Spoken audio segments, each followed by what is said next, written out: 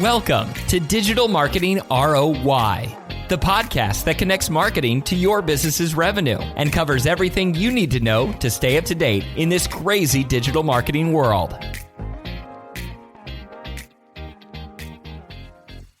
Welcome to Digital Marketing ROI. I'm your host, Shannon, and I'm joined once again by my favorite co-host, Krystal Vivian. Krystal, how are we today? I'm doing great, Shannon. How are you? I'm good. I see you have your logoed sweat pullover on. Yeah. I sometimes forget what I have in my closet, so they're nice and warm. And I love this one. It's nice because it has the thumb holes. Yes. So it keeps your hands this time of year. Keeps my hands a little bit warmer. Yes, and we do have a little snow. It is November, but we went from 90 degrees quickly, I feel like, to snow. So, yes, but that's okay. I don't want 90 either. No, so. There was literally there was one day where I was out with my daughter doing leaves and took a picture of her. Yeah. And she was sitting in the leaves, and she had her winter coat on, but honestly, it was way too much. Like, she didn't need it. And then 3 days later, I had a picture of her with a snowman. Believe me, I noticed it on social. I was like, okay, like the cutest snow picture, the cutest fall picture. I'm like, you need to put that in a These are 3 days frame. apart. Yeah, that's crazy. Yeah. That is good. Tis the season. We're rounding out the year. We've got a couple more podcasts for the year. We're going to do our typical digital trends to look for 2026. Yeah. We've got coming up, we're going to be doing our typical year where we talk about our favorite podcasts throughout the year. And then your social team is going to end the year with things to think about in social, because it's always such a great topic. Yeah, we've had so much happen this year, and there's going to be so much more next year. Yeah, it's ever changing, ever evolving, right? Absolutely.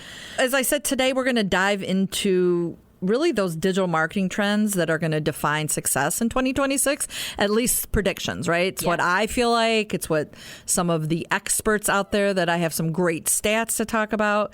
All of these trends is really what we've been talking to our clients about as we renew, right? Yes. So we know that the digital landscape is shifting faster than ever. We're in that trend right now. And business owners who understand the changes are going to have a massive competitive advantage by staying ahead of the game. Yes. I think this year more than ever. Yeah. I think we say that a lot of years. And it is true that you want to stay ahead of the game. You need to be aware of what's happening, trending, and know how to incorporate that into your strategy. And if you do that really well, you will be ahead of the game. But I think we're at a precipice now where that is the most true that it has ever been, because things are changing so quickly. And the top two that we're going to dive into, we talked about last year, right? Which is what's happening with AI search, the streaming dominance, but it really comes down to the strategy behind all of this. So it continues to evolve, and just staying ahead of the game. Even though it's not new, it has evolved. And I think that's the key takeaway that I would like business owners to think about. There's not a lot of new I'm talking about today. It's just the evolution of these digital trends that just start to become more top of mind, and we're using these channels differently now. And they're more ever present, and how we're using them is totally different. So let's start the conversation. I know that you already gave away a couple of them, but let's start the conversation with what is probably the biggest disruption to digital marketing that we've seen since maybe the advent of digital marketing, which is how consumers are searching for information has shifted majorly because of artificial intelligence. Yes. How is AI transforming the search behavior, and what does that mean for businesses next year in 2026? So I found a stat that I thought was phenomenal, and we just had a general sales manager meeting today that I did a training on AI to get everybody in the room thinking about how they search. But let me read the stat first. More than 1 billion people now use AI platforms like ChatGPT, Claude, and Gemini monthly for information sources. 1 billion, more than 1 billion. Let's think about that. That is a ninth of the world's population. There you go. It's crazy. So one of the examples I gave is how consumers are searching. So I relate it to, if you think about a car dealer, back in the day, a car dealer would have one location. And then they're like, you know what? We should have, right down the road, we should have just our used imports down there. And right down the road over here, we should have maybe just our certified pre-owned. And they started opening dealerships all around them when they didn't really have that much more volume in cars, but they were splitting the pieces of the pie smaller. So if we take that same theory and we think about how consumers search. So you put something into Google, and by the way, the knowledge graph that has been part of the algorithm, right? The secret sauce of how people search and what responses the Google or Bing will give to you. That's the algorithm, right?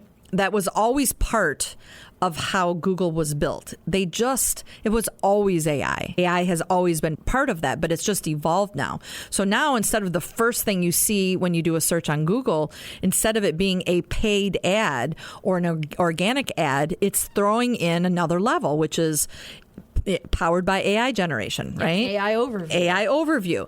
And then let's add another component now. Before, we would go to our phone and you either were on Safari or you downloaded an app for Google Chrome and you did your searches that way on your mobile phone. Now, guess what?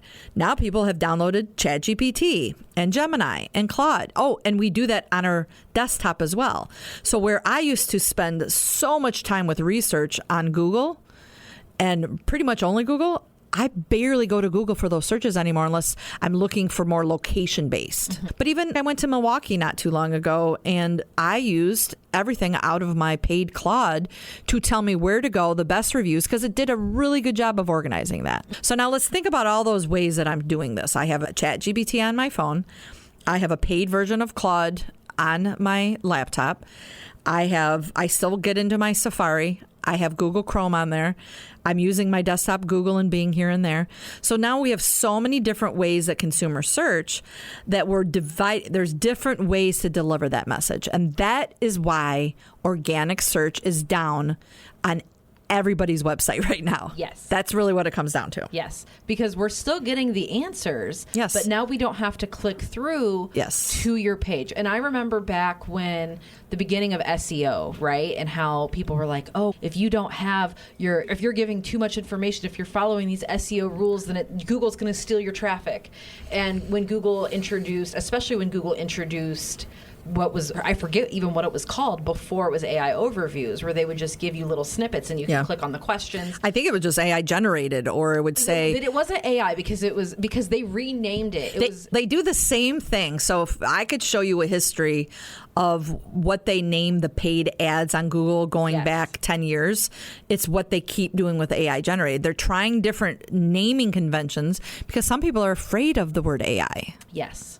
And they've been doing this, but they also, because AI became so very quickly socially accepted by most people, that they were like, we've had this tool already, so now we can actually call it artificial intelligence when it was there all along. But when people were like, oh, all of our traffic is going to go down because Google is doing this, and it didn't. We just changed our strategy. And it's the same thing here. It's yes, our organic traffic is down because of all of these things, but ultimately, people still need this information. So your strategy has to just meet where that is going. So what does that mean for businesses? What should they be doing? So the stat that should be alarming to people is organic search is down nationally on an average of 25%. We focus more on SEM, and so our clients are still doing pretty good with SEM, although that volume has gone down slightly in some cases. Some cases I see it grow. There needs to be a combination. So there's a couple more stats I want to talk about. So the big shift is, for years, the way that we searched was very keyword driven. And then it became very conversational. And that conversation was changed in Google on how the search queries were happening, right? They had to adapt. And now we're going one more level, which is deep end thinking. And we're asking AI to do things that we would never probably have asked Google to do because it thinks differently. It thinks like a human almost, right? But there is no human AI. It doesn't think like a human. It interacts with us. It interacts, absolutely. It gives us answers. It tells us that we're pretty. It tells us that we're right, even sometimes if we're wrong. Yes. And so because of that, we have a more familiar conversation with it. Whereas with almost Google, like they're our friends. Yes, because with Google, it might say, hey, my drain is clogged. How do I unclog my drain? Yeah. And you're looking for the information and you're parsing through and you're actually going through multiple different websites to find that answer. But if you go to Claude or ChatGPT or Gemini to answer that question, you say, hey, my drain is clogged. How do I fix it? Claude might ask you a question back. Well, why is it clogged? Right. Which drain? That's exactly right. Why is it clogged? Is it hair? You just nailed the thing that the business owners need to remember. Number one, they have to know that their organic search is down. Number two, they have to remember that they have to be able to answer these questions better and better. So we have actually launched what we've always done blogs, but we've launched AI answer blogs with your team on the content side to help a lot of our business owners with that. So this is just, think about those frequently asked questions, but we're trying to go even deeper because we know that AI is going to talk back to us, and we want to be able to make sure that we show up whenever and wherever. That's why directory listings are important. Yes. SEM is going to become more and more valuable than ever before. So if you are a business owner that isn't doing SEM, you need to look into it. If you, at the very least, you need to look at adding blog content like AI answer blogs. Make sure your directory listings are all up to date so that you are found when so many different versions of searches out there now. It's not just Google and Bing anymore. It's Google, Bing, and every single AI platform that lives out there is going to need to be able to find you and take you to their website. Voice search has increased 78% since 2023. So all these things are going to work together. And really the smart strategy is you need to be optimized for both traditional search engines and AI platforms at the same time. Yes. So if you are not thinking about AI right now as a business owner and haven't even touched into it, I think last year we talked more about AI policy and how to use it internally.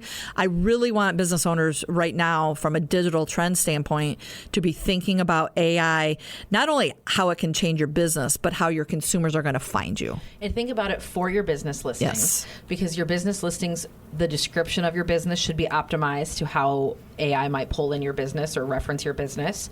The content on your website needs to answer those specific questions. So a blog, we might have done a blog 3 years ago or even a year ago for a plumber about how to fix a drain. And it's going to be very basic, very simple. With an AI answer blog, we are going to get very specific in a subheading of how to unclog a drain clogged by hair, how to unclog a drain in your kitchen, how to unclog a drain in XYZ in these different scenarios. And it's going to answer every single question within that blog post that you could possibly have. Making sure that is on your website and that it is complete and accurate information. We talked about this. Actually, I used a plumber example today in the GSM meeting, which when I was giving the example was that we have a local plumber that just does SEM with us, which is great. They show up, they have a great market share, but they're missing something because they're a service industry. Not everything is as straightforward as I need a plumber. Sometimes I literally was pouring Drano down my drain yesterday and doing some searches because it's not unclogging the way it should be. What's my next step? Yes. What can I do? Or maybe do I need a plumber now? So that's where those tie in together. Is I don't need to brand that as much and be like, use me as a plumber. I just need to make sure that as a plumber, I'm found, whether that's through an AI search or through Google SEM emergency plumber. Yes. When people are having problems, you need to be providing the answers. Yes. That is what it is. And you need to provide the answers where they are, which is they're searching through Claude, they're searching through ChatGPT, and they will get to your website. It is a longer path. Yes. But they will get there. And also, those tools are going through your website. We always used to talk about the Google spiders going through your website for SEO. It's the same crawling, same algorithms. And ChatGPT are also crawling it now, and they are evaluating the content on your website very specifically to what they need and to the types of answers or the types of questions that people because are asking. their credibility is at stake if they're not delivering the right. And we all know, if we don't know, AI is wrong a lot. Yes. Like you have to be very careful with that. So understand that. But the more accurate information that we provide for AI to find, the more accurate it will be. The more accurate it will be. And let's be clear, we could talk about this for the whole 30 minutes. Oh, easily. But more to come in 2026. But that's the number one digital trend that I really want to talk about is how AI is transforming how consumers search. So as a business owner, you need to think about that. Absolutely. Absolutely. I think that's a great point. So let's move on, though, to our second trend, which is, we've talked about it before. We're going to talk about it even more next year. Streaming video. We hit the tipping point earlier this year. In 2026, it's expected that streaming video will equal 70% of traditional TV spending by the beginning of the year. It's not emerging technology. It's mainstream. Everybody's streaming. Everybody's using these services. The cords are being cut or they're being forgotten about and left in the dust. How should businesses be thinking about video strategy differently now going into 2026 than they did a year ago? So even at the beginning of the year, we've been talking streaming forever, but what happened in May was Nielsen came out with their reporting showing that streaming finally hit a tipping point. Okay. So the tipping point means that if you lay out linear TV, line it up with cable, that also probably includes the people that are still doing satellite. There's not a lot of them. And then you put that up against streaming. The tipping point is that there's only about 20 to 24% of consumers that have a cable box still. There's only about 20 to 24% of consumers that have a linear TV that that's where they're getting, maybe it's from Dish, maybe it's from whatever, but they're watching their linear channels on that. Those two combined still don't surpass the 44% of consumers that are streaming video. So now there are more consumers streaming video than there are with old traditional cable boxes, satellite TVs, linear. Okay. So once that tipping point happened, if you're that business owner that is still buying traditional TV, you are only reaching less than a quarter of the audience if that's the only thing you're doing. Now, if you're coupling that with streaming, you're doing a great job, because now you've got that 20% plus your almost 45%, and now you're reaching a good amount. That's the smart way to do it. But most people can't afford to do it all. So if you have to choose, why would you choose? Number one, why would you choose just to be with the local NBC station or CBS station? That is really limiting in deciding that all TV viewers are watching just that. We know that's not happening, right? Even if you want to buy the 6 o'clock news, it's still only about 20% of viewership. But if you can buy streaming and you can buy and follow that consumer wherever they are at. So for instance, we have access to over 93% of streaming inventory. So why wouldn't we make that choice and layer in targeting and layering in things that will take us along the consumer journey, instead of just saying, yep, they're watching the local CBS. So that's the biggest change that's happened, and really that we need to be screaming from the rooftops, is the tipping point happened. We did a whole podcast on it. We're going to talk about that in our next podcast, because it's one of my favorite, because it's so valuable of what we learned. But yeah, that's the biggest thing. I think second is that more and more consumers are okay with not paying anymore. They don't want to pay. So more and more what's called FAST. So that's free advertising streaming platforms. So more like Pluto TV is like one of the number one free. So if I want to watch my local CBS, I'm not paying any money for it, but I'll watch those ads. So as consumers start to shift and they're like, wait a second, if you would have asked me 2 years ago, I'd be like, I pay for no ads. Yeah. And then all of a sudden it's, wow, this adds up. And when grocery bills are high and other things are high, where do you cut? Yep. I'm going to cut that cable bill. I'm going to cut that dish. I'm going to cut back on my subscriptions and start getting delivered ads. Yep. So instead of Peacock being $19.99 a month, I'm going to go down to the $4.99 a month package or the $7.99 a package, and I'm going to be okay with watching a few of those commercials. Oh, and by the way, Mr. Client, you can be on Peacock. You can be on Amazon Prime. You can be on ESPN. And by the way, you don't have to choose and say, yes, A, B, C, and D. We're going to follow the consumer journey. Because it's more about following the people. Because it's more about following the audience and not following the content. So I think that there's this perception that we run into a lot with clients of, I watch the 6 o'clock news on NBC every single night, the local news, or on whatever local station is most popular. So does everybody else. That's not necessarily true. They're probably also watching it because they've bought the weather spot and they want to be on. They want to see themselves on a commercial. But if you start talking to the people around you and asking people, and also thinking about other people in other generations, they're not watching that. No. But you still want to reach them. And one of the number one questions that we get from clients is, how do I reach younger audiences? How do I reach Gen Z? Right. How do I reach even millennials? Well, this is how. Millennials are still considered the young audience for now. They're in their 40s. We're in our 40s now. I'm in my mid-30s. Yeah, you're not, but they're, But yeah, that's where we are. But if you want to reach those audiences, they're not watching the cable news at 6 o'clock. That's so true. And it doesn't matter it shouldn't matter what they're watching. We want to find them. Right. Whether they're watching football, or whether they're watching the local news, or whether they're streaming reruns of Parks and Recreation, like I've been doing lately, that's where you want to find those people. My daughter watches HBO Max, and I don't pay for the subscription. I'm seeing local TV on my HBO Max because we have the ability to run our inventory there. And if you look back even 5 years ago, the way that linear TV or just commercials in general, video isn't just for awareness anymore. It used to be extremely upper funnel. And by the way, I can still deliver upper funnel branding, and there's a way to do it, but it's very cost effective, and I can be very strategic with my zip codes. I don't have to pick a DMA and just run there. So anymore, streaming drives full funnel performance from that discovery phase all the way to a conversion.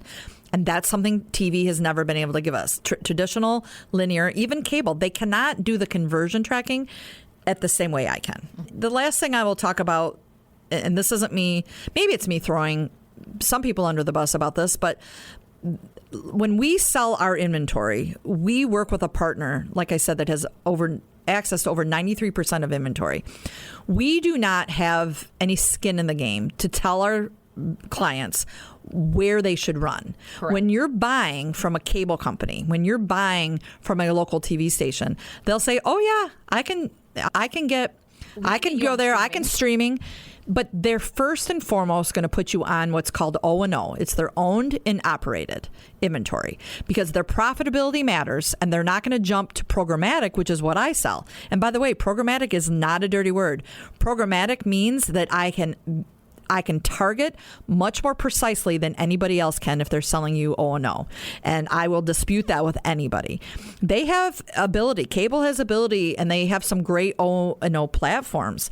That doesn't mean that I don't have the same access to them, and I'm not going to limit you to them. That's the difference. Yeah. So I really think it's important for us to talk about that advantage and then the advantage of strategic targeting. Precise targeting down to a household level, search level. I can know age, income, demographic. I can know that you've been searching for new Dodge Ram right now, right? I know those type of keywords, and I can target consumers a lot better. And I can be in your living room. I can be on your phone. I can be on your tablet. I can be whatever device. But I'm sure as heck going to be in your living room because that's where streaming has moved to, is almost all connected TV, which is that large screen smart TV sitting in your living room. Yep. 100%. So another thing that we're hearing a lot about is privacy changes, first-party data. We've been talking about this for years. Yeah. The cookieless future that we've been living in for a long time that Google still hasn't caught up to. Yes. What does this actually mean for local businesses trying to target their ideal customers in 2026? Look, I'm going to make this as simple as possible because we have talked about this ad nausea, and Google is still not a cookieless world. And for those listeners that don't understand, the old way that targeting happened is we followed the cookie crumbs, right? You get tagged with a pixel and it follows you around. The match rate can be as low as 35%, maybe as high as 60%. We haven't been doing that for years. There's still digital agencies out there because it's the cheaper way to buy inventory. If you're buying directly from Google and you're buying their Google ads, they are still targeting through cookies, and it is not a good match rate. Everything we do, we work with a company called Simplify. Everything they do and have been doing for years is a cookieless world. They are working with more longitude and latitude. We are doing cross-device matching. We have much more accuracy. We're looking at sometimes 80 to 90% match rates. Very different than the highest cookie could go at 60. You might be buying something at a very cheap rate, but if you're only reaching 60% of them or 50 or 40, is it really a good rate? Wouldn't you rather be getting 80 to 90% match rate and pay a quality for a quality targeting? That's really what it comes down to. So I don't want any business owner out there to worry about when they're doing any type of programmatic that they have anything to worry about with their privacy, because any solid partner in the digital world that you're working with is already compliant. So that's one thing you can take off the table. Where I want to talk about it with digital trends is I want consumers to continue, or I shouldn't say consumers, I want our clients and I want small business owners and large business owners to continue to layer in first-party data. So first-party data is continually going to be valuable, but sometimes first-party data isn't enough because it's a lot of times your existing clients or your wannabe clients. You still need to go out into that programmatic world and find new clients that become existing customers. So it's this partnership where you constantly want to go after new business and existing business. And your existing business usually is your first party data. Yes. So what I would say when it comes to a trend that they need to think about is don't worry about privacy. We've got it handled. If I'm working with a client and I really want to enhance a campaign, they give me the targeting message and I go find those new customers for them, right? And I layer whatever channel I want to do, whether I'm finding them directly through a display campaign, I'm doing it through a streaming campaign or through SEM. I can then layer in a first party list, which is called addressable geofencing. So I can take your list and layer that on top of some of those branding solutions I just talked about, specifically streaming and display, and enhance that message. I can even change the message that if you're already somebody that we work with, we're going to give you a better deal. Yes. So I can send a different message to them than I am to my brand new people. So where consumers are really leaning into anymore is they are only signing up for things that they want more information on. They want ads delivered to them that are relatable. Right? So first party, I feel like, is getting better and better, that we're being more quality over quantity. So if you have a good first party list, whether that be email, whether that be addresses, I can take those addresses, I can target them. I just can't know their name. And I can go after them. I can deliver a streaming video in their living room. And then when they leave their house, I've connected to their mobile and I can do cross-device matching for the next 30 days and deliver whatever device I want. So I can take all of this first party data, layer it into those people we're already going after that are new business, and have a very strategic campaign that includes your existing customers. So that's the way, when I think about digital trends, that's what I want a takeaway to be from today, is really lean into the strategy behind how to accelerate what you're already doing, but don't forget about, you still got to go get new business. Always have to get new business. Yeah. So those are really three. I could go on, but those are the three that I would think about for 2026: AI, streaming, and your first party. If I give you too many, we could just go on, but I think those are the ones that really they tie in. And by the way, AI alone, there's so many things that fall underneath them. That's 100%. That's your listings, that's your SEO, that is how your SEM operates, that's those AI answer blogs. Like, so many things fall under that are trending this year, but that's for another time, that we have a deeper AI conversation, I think. And we'll be having a lot more conversations for 2026. Yeah. So, well, let's wrap it up then. Let's bring it back to the topic of the podcast. We always like to finish talking about revenue. Given all of these massive shifts, in 2026, what's the ROI impact for businesses that will adapt now versus those who just wait and see what happens? Okay. The ROI question's a little bit different for me than it normally is. I really try to bring it back, tie it to a number. To me, based on where digital marketing going is in 2026, I'm going to simplify it in a way that what we've been doing with all of our renewals this year. Every year, even if somebody isn't renewing with us at the end of the year, it's a great time to measure January through October, January through November, and see what is the data telling us to make sure we're on track to pivot or shift in 2026. What I would bring all of this back, all of these trends we're talking about, everything with digital marketing, you have to know your ROI yourself first. So I can bring you every trend in the industry. I can tell you all the great things are going. But if you can't assign a value or determine how you're going to measure a return of something you're doing before you do it, then what's the point of doing it? And by the way, I'd say 90% of our clients do it without a measurement. And my job and my digital consultant's job and your team's job is to help them tie it back to ROI, even if we give them a baseline and they play off of. Because I'm amazed. I know what everything costs me down to the penny. Here at every solution, every vendor we work with, I know every cost. I know what my profit margin is. I know what my expense is. So should every single business owner we deal with, especially when it comes to marketing, because how else are you proving it works? We have a car dealer right now that is struggling selling cars, and sometimes our hands are tied. Sometimes the products that you are selling, we are handcuffed, or you're not hearing what we're telling you of where the best ROI is for your dollars, because we're reacting instead of being proactive to it. And so my suggestion for ROI is to be very proactive in 2026 and sit down. Any business owner needs to sit down with their management team and look at every product or service they sell and assign a dollar amount to, and then figure out how we're going to measure that with any marketing, and not just digital. Digital shouldn't just be held to a different standard than radio or TV or billboards. Figure out how to measure that as well.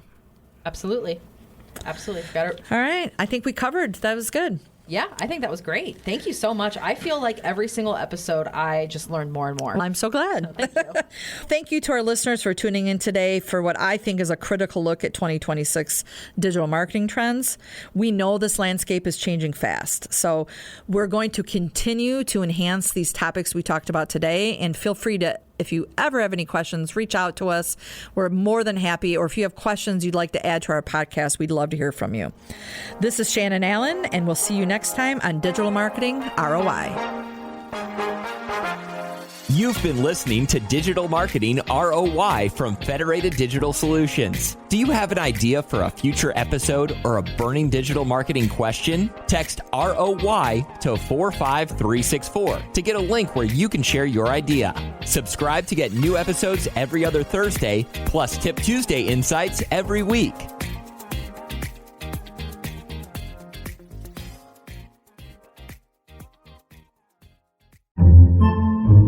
Podcasts by Federated Media.